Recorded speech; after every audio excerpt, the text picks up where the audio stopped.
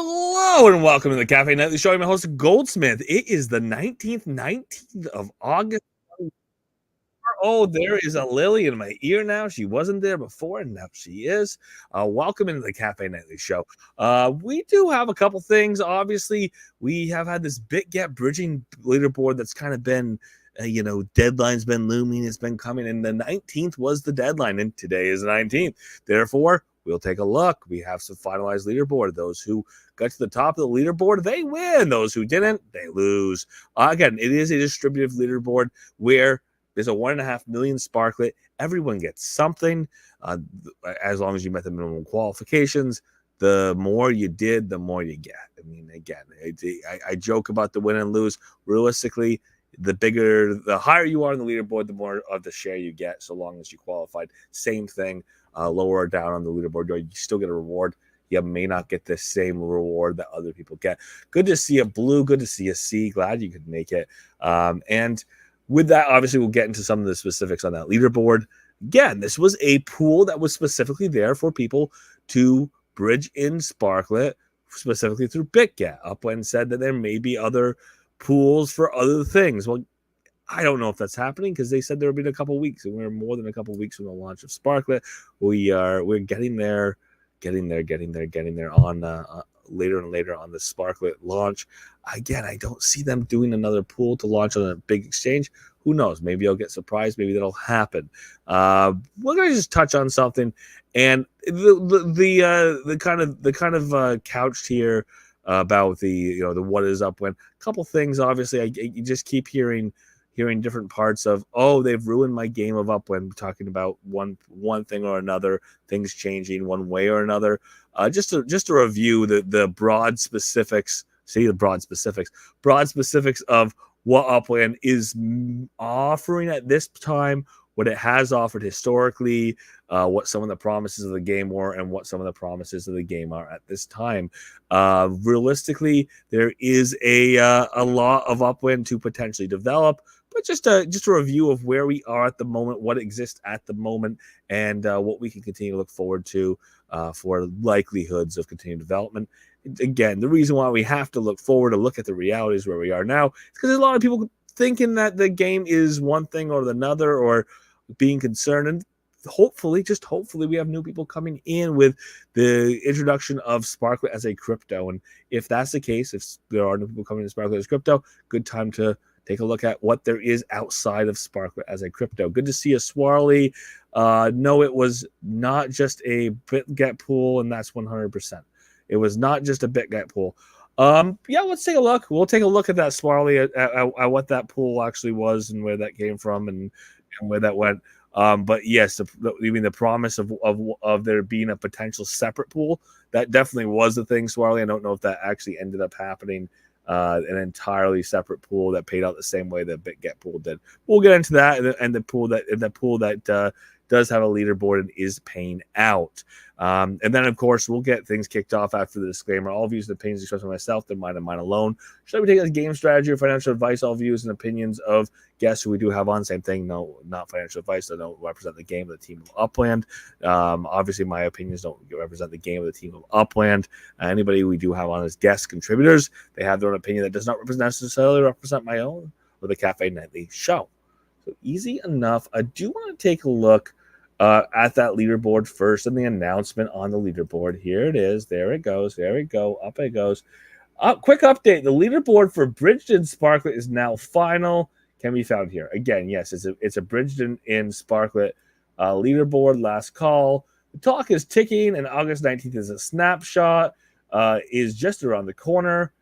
This is a final reminder, and again, this is the language here. Final reminder. This was out yesterday.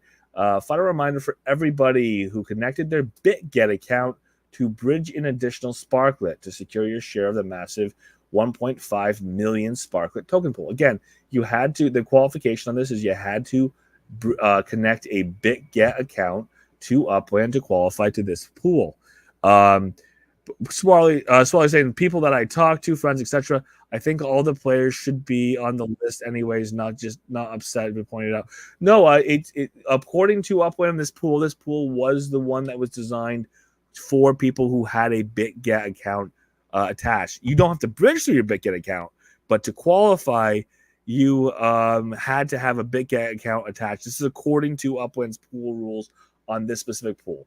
Again, anybody who connected their Bitget account, which you can't have if you're outside of a Bitget compliant zone or region, to bridge an additional net Sparklet to secure your share of the massive 1.5 million Sparklet token pool.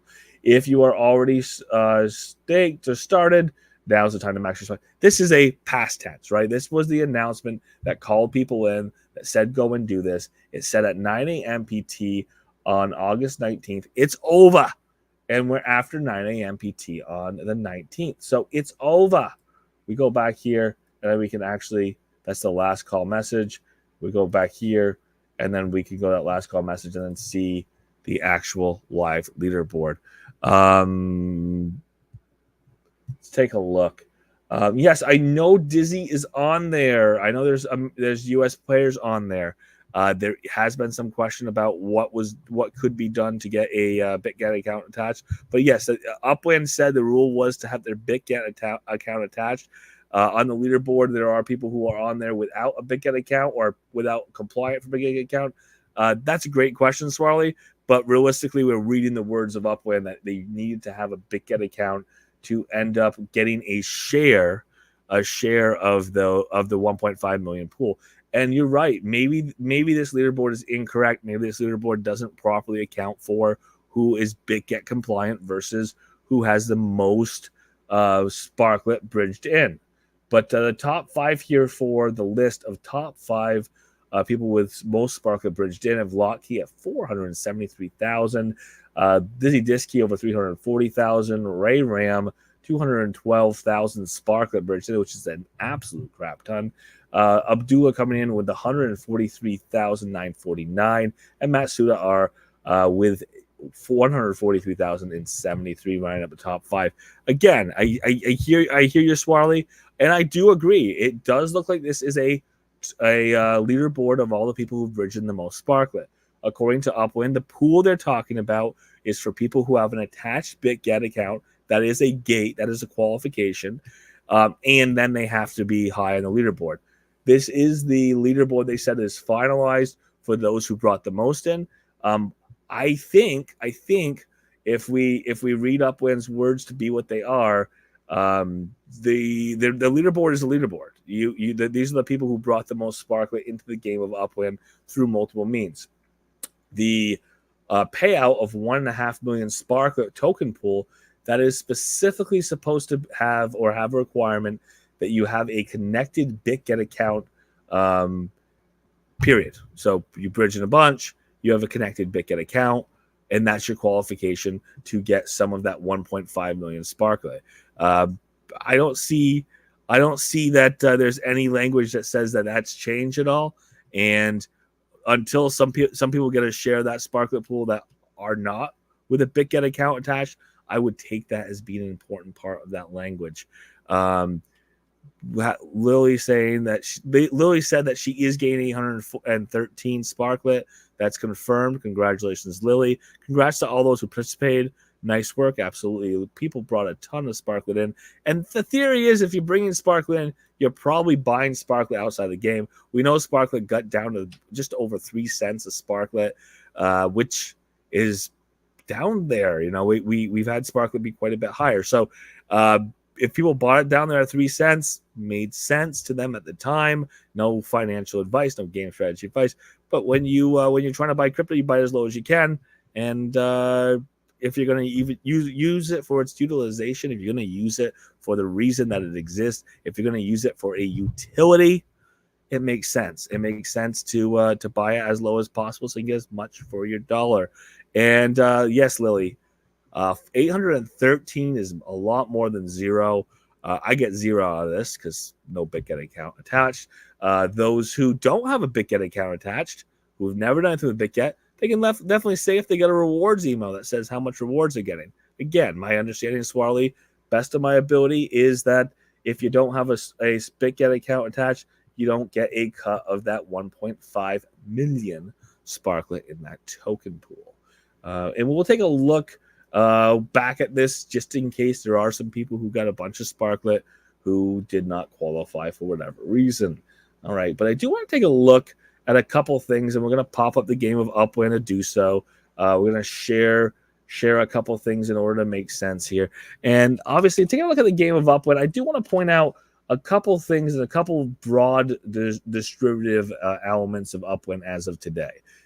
Realistically, I've been looking at a lot of people, again, people who've been in the game for a while, people who are brand new, people who are coming in for Sparklet, and saying things like, looking at a certain element of the game and saying, oh, that doesn't jive with what I'm doing. Or I've even heard with treasure hunting that people said, oh, this is no longer my game.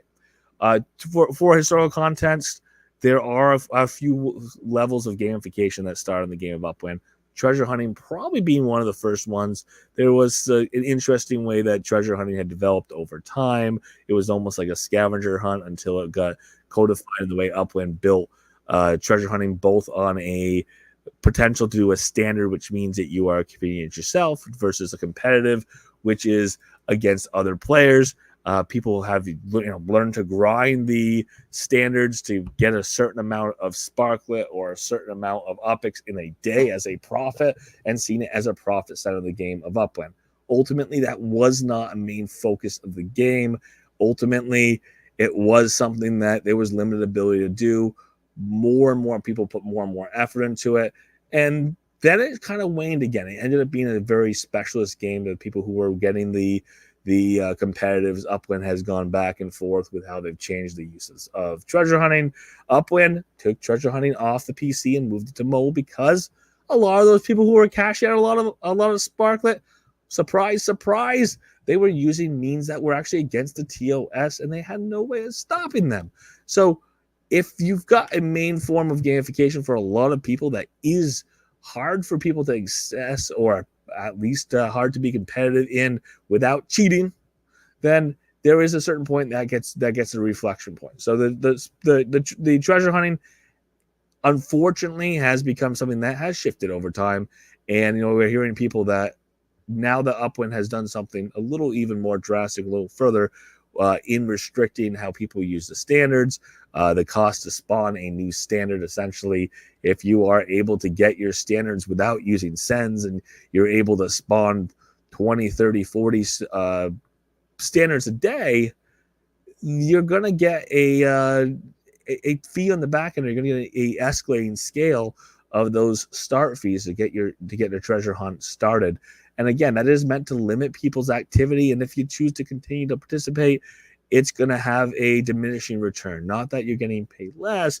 It's that the difference between the cost to start and what you are likely going to get to rewards, which are going to stay the same, is going to diminish, is going to decrease as you get later and later in that scale. That's just one part of the game. That's just one thing of gamification that's existed. Obviously, Upwind has added car racing as a part of that. That is something that does continue to spawn community. We have the URL, we have other racing leagues that are outside of Upwind's direct maintenance control or parameters. They do happen within the game of Upwind. It is layer 1. It is something that you are logging into Upwind with an Upwind asset to participate in, but the organization, how they build their races, that's all done outside the game of Upwind. They're deciding who their competitors are. They decide what their qualifications are to be in the race. And then ultimately it is the race, the results of the race that was going to go on. The results of the race was also what's also going to typically run into something where there's points assigned, where potentially there's inter-race qualifications. What you do in race 1 helps out in a later race. Maybe in the Upland Racing League, you see the same thing where you have a points-based cumulative overtime leaderboard where you're competing for an end of the season points reward. We do see this as being something that is both a Upland-driven layer 1 experience and something that has had a layer 2 experience built on top of that. That's where a lot of people are finding the fun in that, and that continues to be something that appeals to us. Not a small, I would say small. We'll say a portion of the Upland community, and we continue to see people be happy with that. Again, it's a certain group of people. But there are a lot of people who say, I don't have a car, I'd like to participate in a layer 1 experience. I'm not going to spend 10,000, not 10,000. I'm not going to spend 10,000 UPIX modifying my car to be in a higher race class. I'm not going to spend 80,000 UPIX necessarily to have a car in the first place.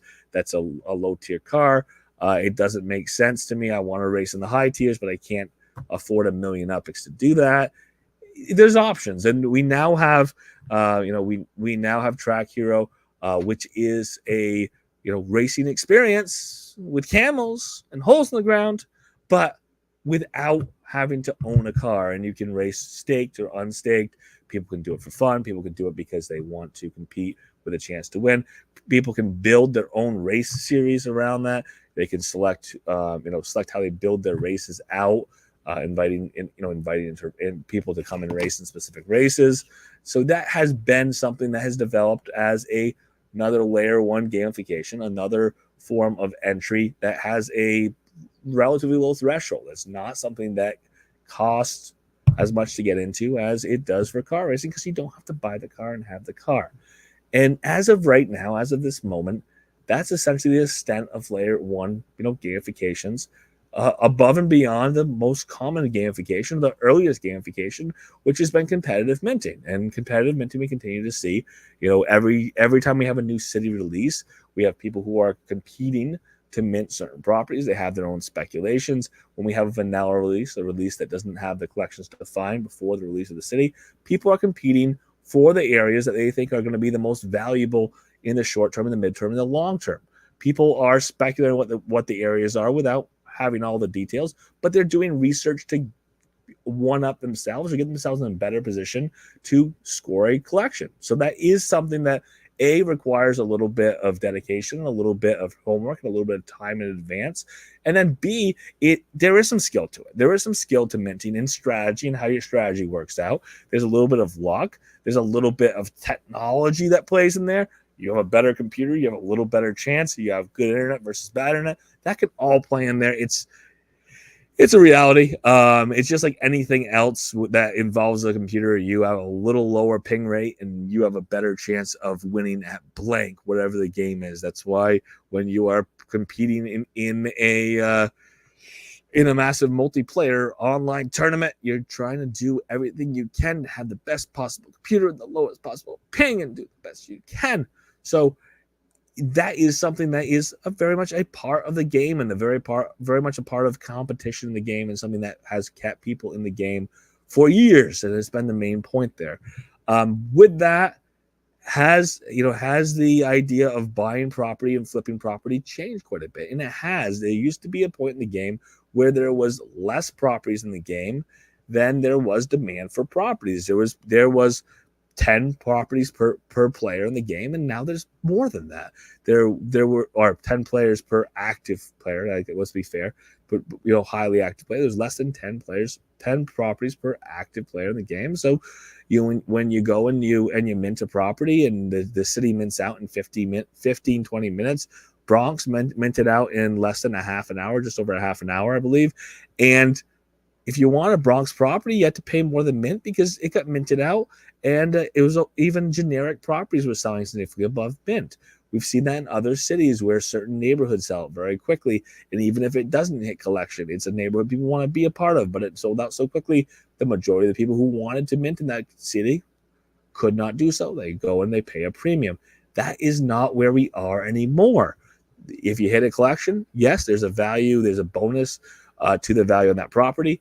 If you're minting that property for long-term reasons, you may have a reason for that property. That may be a property that you want to put a meta venture on. That may be a property that you think may have an enhanced utility at some point. That may be a property that you want to put on your own racetrack, which is a part of meta ventures, but it is more location-based or having multiple properties in one area based than just having a single meta venture.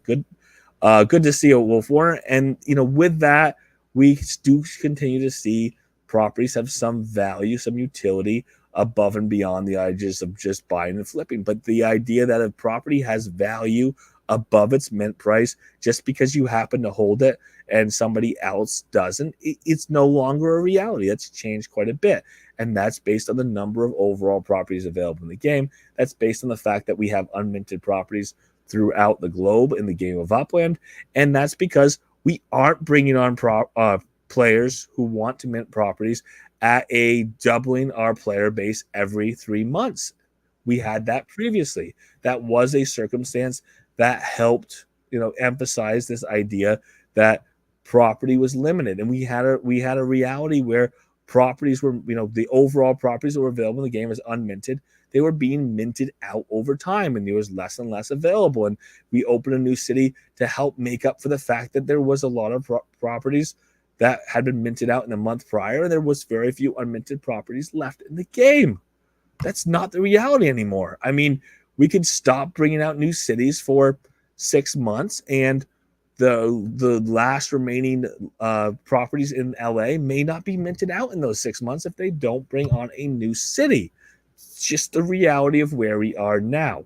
But if you are minting properties competitively and knowing that you are going for a very small goal, which is to mint a collection property, and then you hold the properties that don't mint or don't hit a collection, you could do that. If you're minting properties for multiple reasons because you need to have properties in that city for one reason or the other, maybe you still are treasure hunting and you still are trying to build the grid out, and but you ultimately have purposes of those properties long term as well, then maybe you go and mint just a broad number of properties throughout random places in the city. Don't think they're going to hit collection, but mint them anyways. If you have a specific size property you want to mint in the city because you want to have a manufacturer and you want to have a showroom on that property, then that's what you might go and do. So that is still a part of the game of Upland, and that's shifted quite a bit, just like treasure hunting. Racing has evolved quite a bit. New aspects have been brought into it. We now have consumables to change essentially your class of your car, the acceleration or the braking or the handling of the car. And that's done on a race-by-race basis. That is a new element, or an applied new element or applying new element that is coming into the game, that is changing the racing scene a little bit. And we continue to see these 4 areas grow and expand and potentially change over time. And ultimately, what was once lucrative might be less lucrative. We had a time where people could make over a spark a week treasure hunting. That's not happening anymore. That's changed quite a bit. And spark a week, we could now use that language of 1,000 sparklet a week a day, up to a day in treasure hunting under these really, really tight, rare circumstances. So it continues to see evolution. And I did see this up here with Swarley saying treasure hunting was never meant to be a forever thing. Absolutely. It was an incentive of gamification. It was something that was built into the game to encourage people, just like dividends, to hold properties in certain areas and to use those properties to mint and it really wasn't a incentivization. It still is. What treasure hunting is still there, and what value there still is in treasure hunting. It's there to encourage people to send to other players' properties, and it makes your property more valuable because now you're getting send fees. It makes commerce between players. It's a forced means of commerce between players because one player is paying another player a microtransaction. We're talking about 25 UPX, the equivalent of 2.5 cents. If you were to pair $1 to 1,000 UPX, we know that's not a correct or accurate pairing at this time. But even if you had that pairing, which is a 4-year-old pairing, if you were to have that pairing, you would be saying 2.5 cents to send to this guy's property so I can do this other layer of gamification. And again, that's a microtransaction that I'd love to see continue to get emphasized in the game. I think it's the most valuable part of having an internal currency inside of the game of Upland, of UPX, is that we can have those really small transactions between players that ultimately I wouldn't think of, what are all the things I have to do in a game to give this guy 2.5 cents in order to do whatever to continue on. And having that tie between players, having that currency, that ability to have that UPX to do that is a great thing, I think, in the Upland. And it happens so seamlessly, so quickly that you're just doing those send in a second, and that UPX is getting transferred to the other party. that is, a heart and soul thing to Upland, and that's still ongoing. That the send fees. The idea is, does Upland do things to treasure hunting? Does Upland do things with racing? Does Upland do things in other aspects of the game that continue to emphasize that key mechanic that goes all the way back into property ownership and ties back in? And again, that's gonna be something that we're gonna continue to see evolve over time. But it's one of the things that's there. And I want to get into the next thing that ultimately is a broad swath and kind of a little bit of evolution as well. Is there is the opportunity to get into meta ventures, and the part of getting into meta ventures I want to emphasize is the reality of it. A little bit of the history is when we did start with meta ventures, we started with a very limited set of meta ventures, specifically block explorer shops, and there wasn't really a way to sell into USD easily between parties. There wasn't an easy way to sell between parties where UPX was exchanged and items were exchanged without having burners, without having a secondary exchange between those parties where they were having two transactions. And the idea of having two transactions is, if the two transactions get de-paired, aka one of the two parties isn't the most honest, one transaction gets completed, the other one doesn't, there's one party who's the loser. That's a reality. I've seen that happen. Unfortunately. I think I avoided myself from ever that really happening to me. But that is something that we try to have, that trustless, that zero trust, not having to have the trust between parties, being able to actually have a transaction that is going to a locked transaction that is going to exchange between two parties without any real risk. And that is what meta ventures gave people. So having those first block explorer shops, you saw that the price for block explorers was pretty high because there's a limited avenue for those to get sold. It made it very lucrative for a period of time to have a block explorer shop. What happened was eventually there was more and more block explorer shops. With my hand so I can get seen. Ooh, don't know what's going on here. So eventually there was more block explorer shops. More block explorer shops meant more competition. More competition pushed the prices down. It made it easier to go between parties and purchase more. And the other thing that happened was Upland kept selling more and more block explorers. And ultimately, in some of the block explorers, they put out in more quantity. And some of the utility that we had talked about getting, that got pushed further down the road. And, that's your demand. So we're talking about the demand going down again. So we've seen the market on block explorers change significantly because the supply chain changed. We've seen it change significantly over time because the demand changed. Ultimately, we haven't seen the player base grow quick enough, large enough, that there is a increasing demand for block explorers available per interested party. If anything, we've seen the amount of block explorers available per interested party increase significantly over the last 4 years. 4 years since we've had block explorers, 3 years and change. 3 years? Yeah, 3 years since we've had block explorers readily exchangeable or readily existing. So we're going to continue to see that idea of meta ventures shift. But what we have ultimately seen is they're easy to get into now, easier than they ever have been, easier to access than ever before, with many aspects of UGC of user-generated content available. You can make your own product and bring it into the game, both in the form of map assets and in structure ornaments. You can buy map assets, sell them in your shop. You can make map assets, sell them in your shop. You can have almost any type of almost any type of NFT in the game of Upland that is saleable in a shop now. Almost any that is saleable in a shop now. You could have generalized legits that are saleable. You could have the NFLPA, the football legits. You could have your map assets. You could have your structure ornaments. You could have wearables, all for sale in a shop. So it's kind of your opportunity to resale things in a more direct way. Between parties, we don't have a way to say USD for that football at this time, but we do have the way to do that with a meta venture between parties.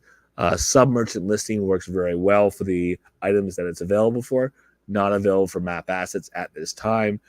Sub-merchant not available for structure ornaments at this time, because there isn't the ability to do the same thing with placement, and there's technical reasons why it can't be done at this time. But that is something that we do continue to see evolution on when we talk about the way meta ventures work.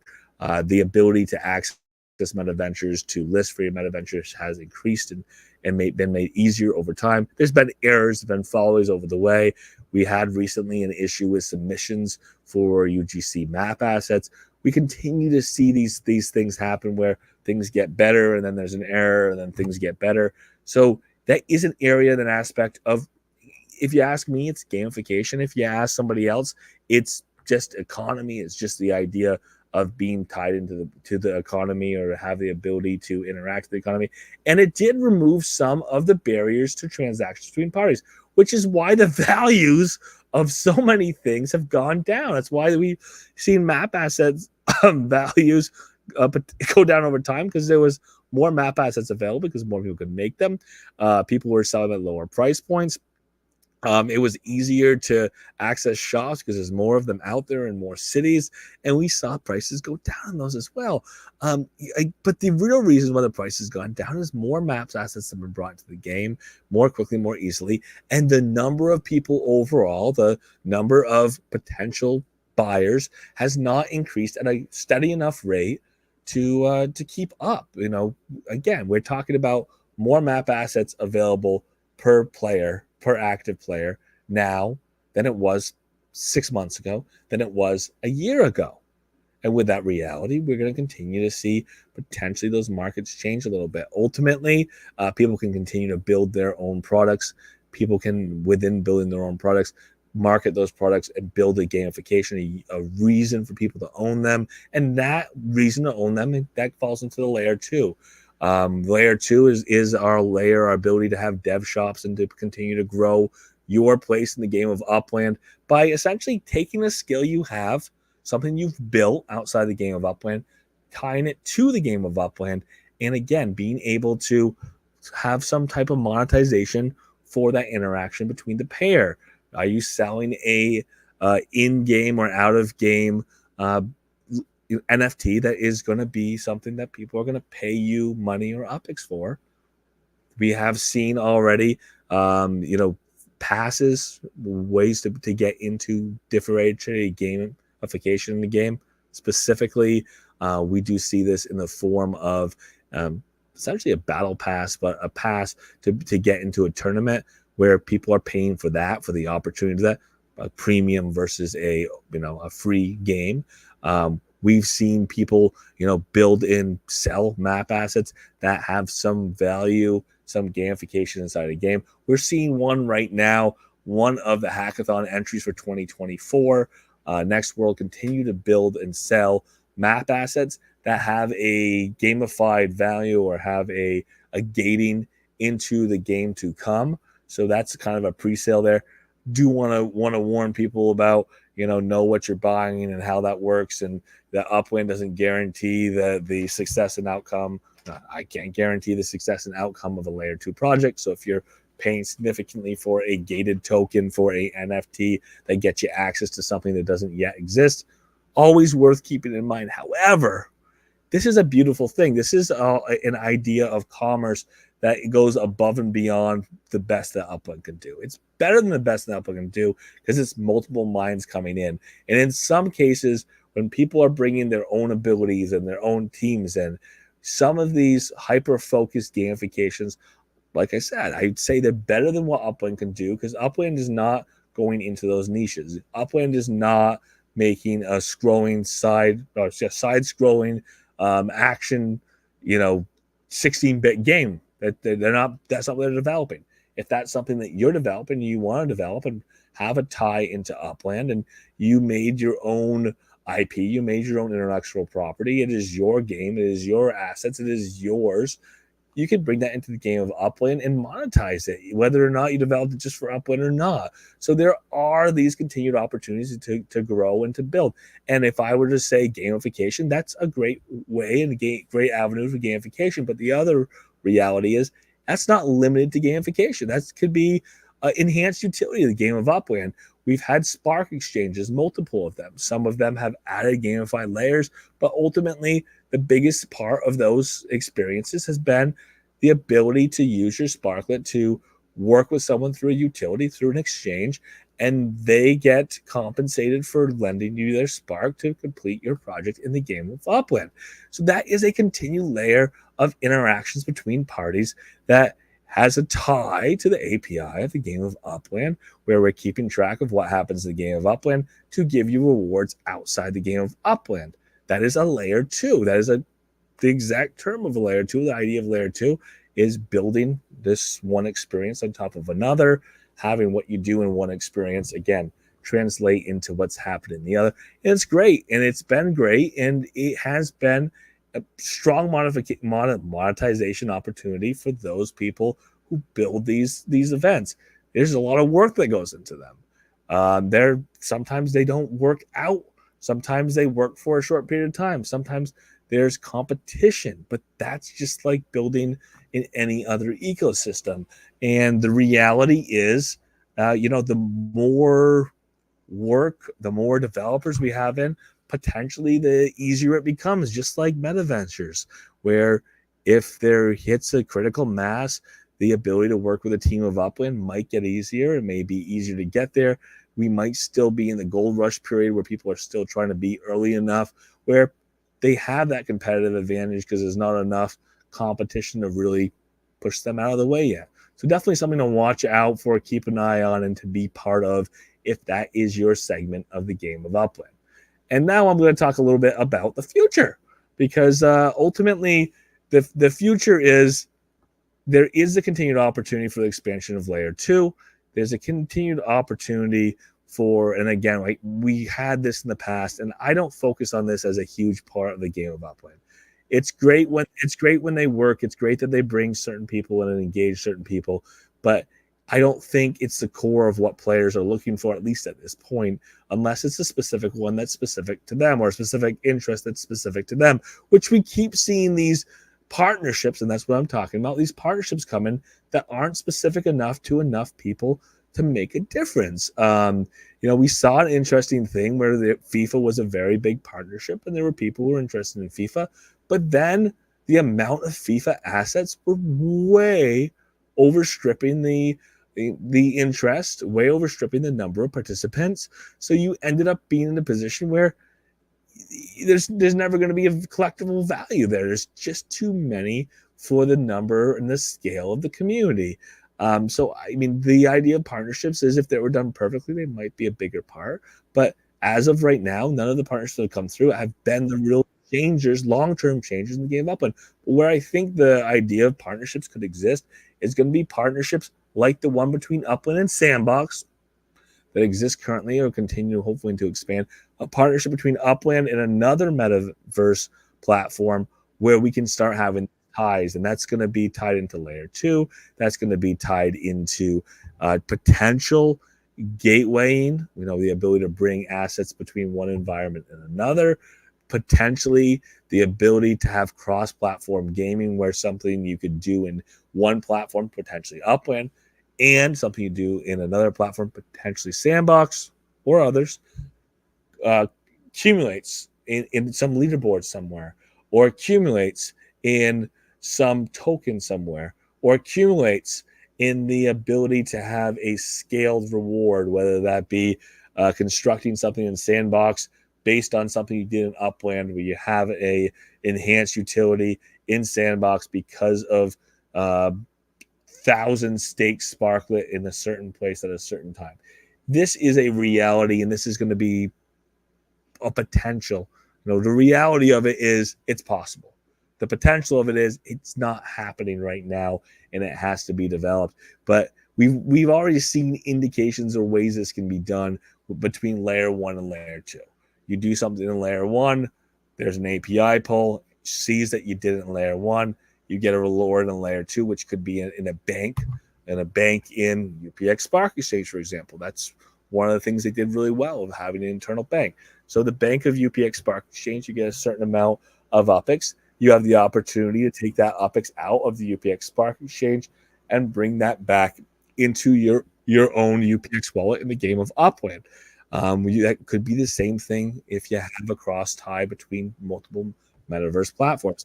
That is a strong goal and a strong potential in 3 months, 6 months, 10 months, a year, 2 years, 5 years. That is a reality that may not happen in 2 months, 10 months, a year. So it's worth knowing that these things have to expand. With that said, and looking at where we are, kind of pulling it all together, there is a plenty of room, especially if we look at metaverse ties, especially look at layer twos. We still have opportunities in meta ventures and in UGC in the game of Upland.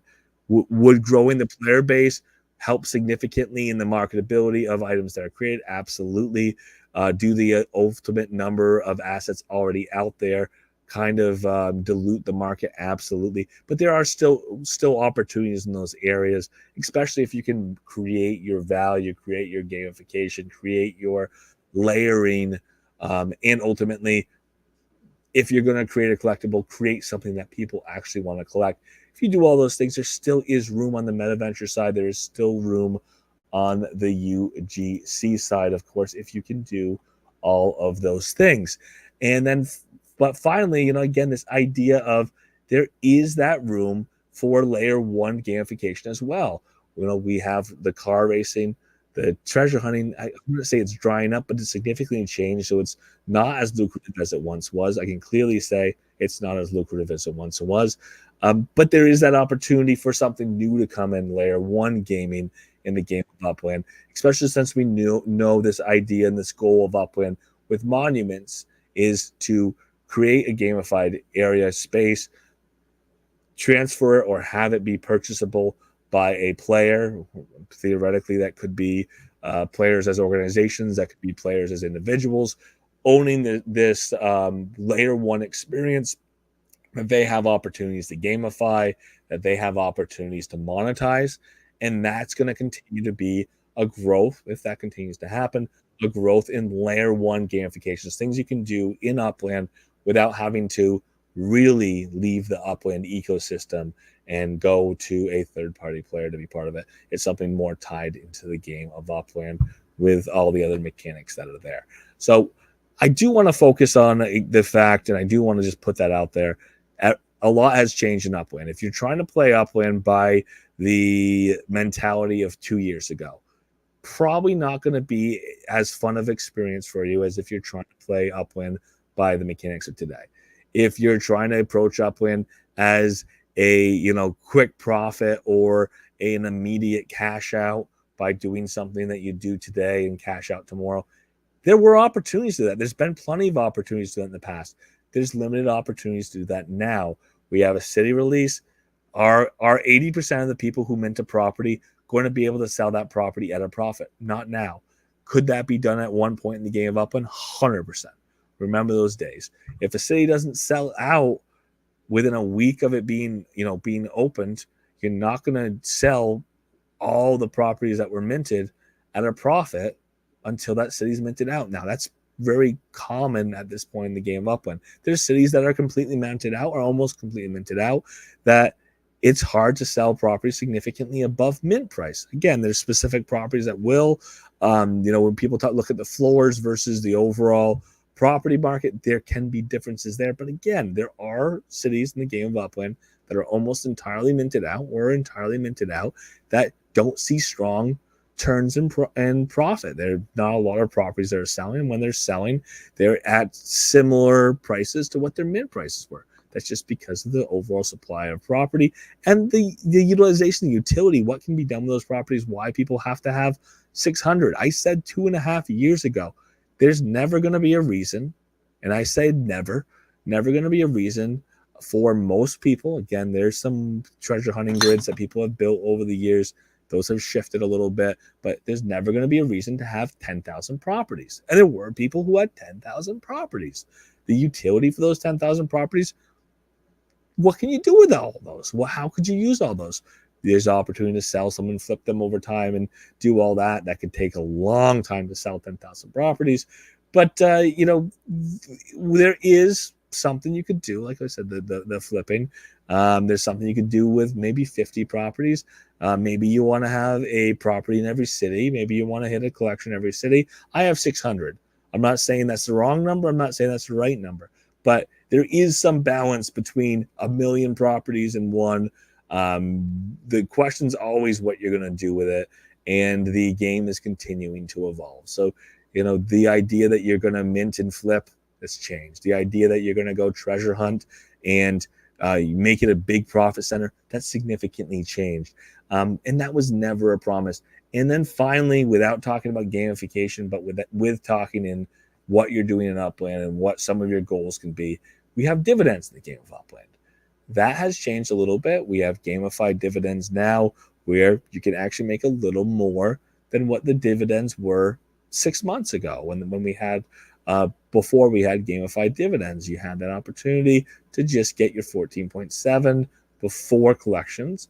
Now we can actually get a little bit higher, and if you don't participate, you get lower, you get less, because overall the dividends are an encouragement to hold property, but Upland has shifted them not only as an encouragement to hold property, but also an encouragement to be active in the game of Upland, to participate in multiple avenues of the game of Upland. And that's what we want to continue to see be emphasized in the game, or at least that's what Upland wants to see continued to be emphasized in the game.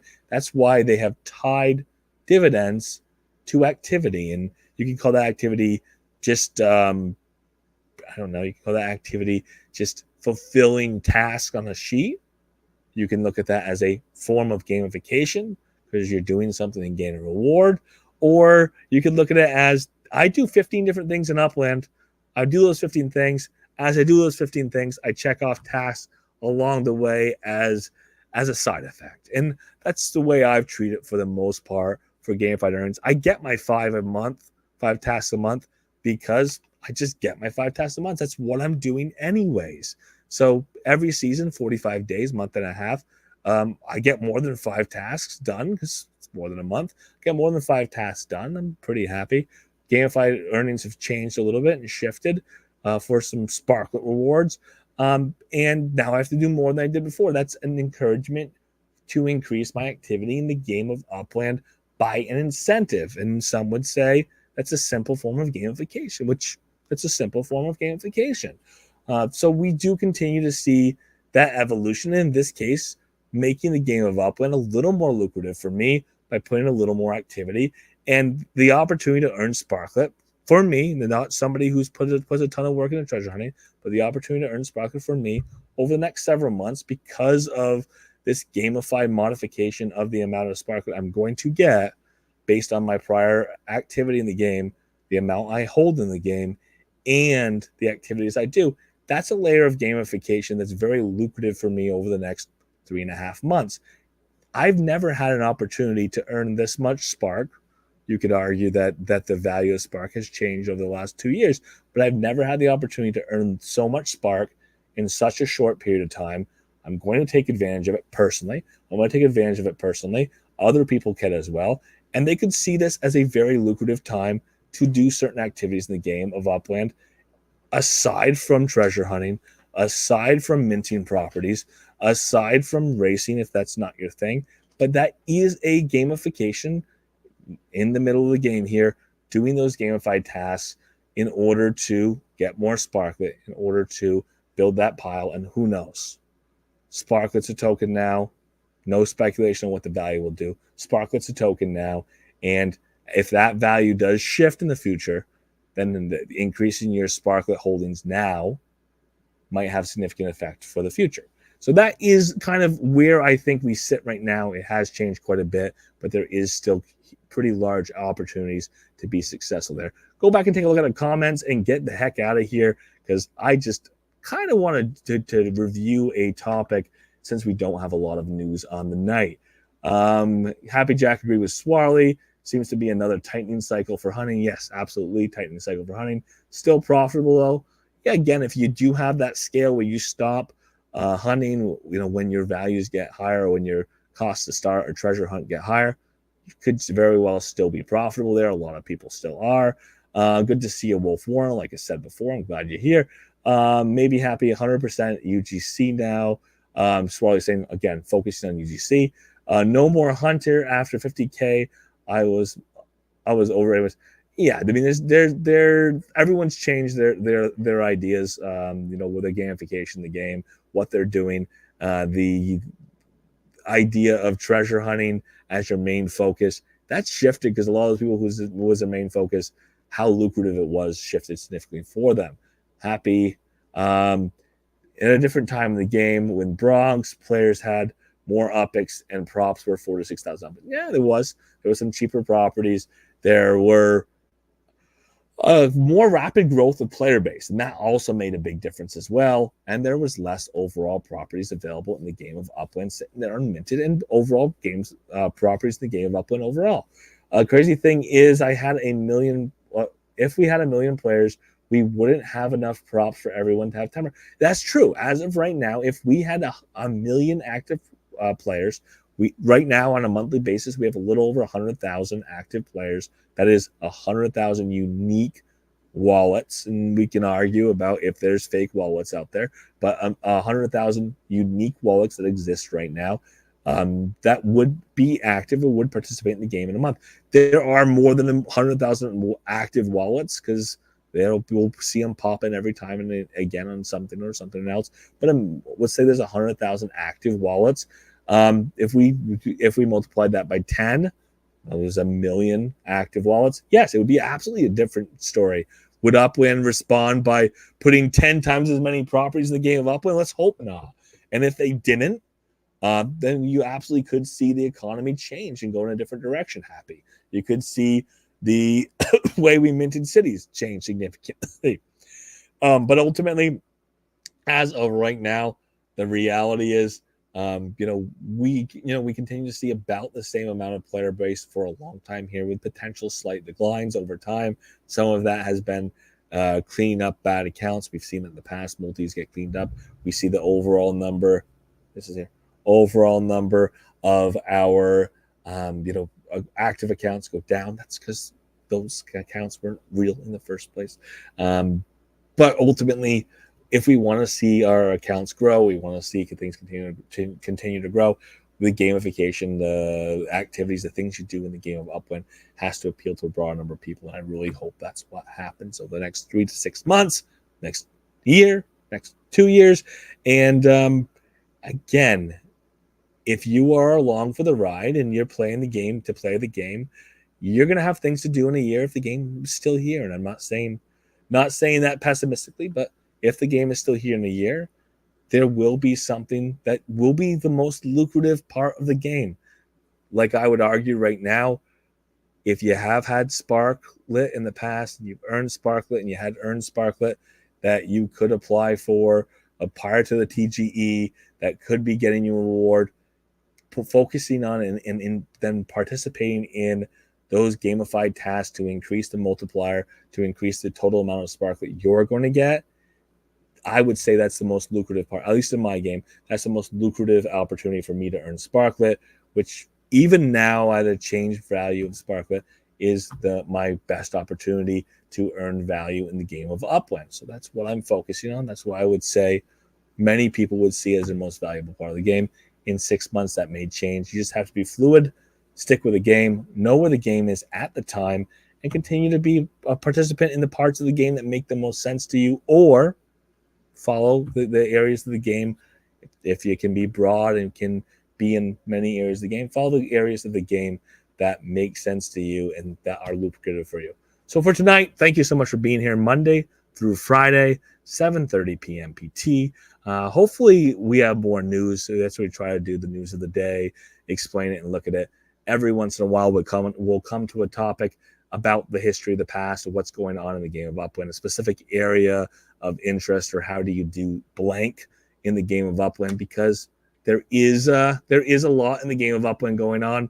If there's a lull in the announcements, it's nice to review some topics that have just been sitting there, or been chatted about, or haven't been explored enough. And of course, thank you so much for being here, King Cody. Thank you so much for being here, Trees. As of course, what we do try to do is encourage people to have conversations outside of outside of me just spouting things off, we do have the Upland Cafe Discord.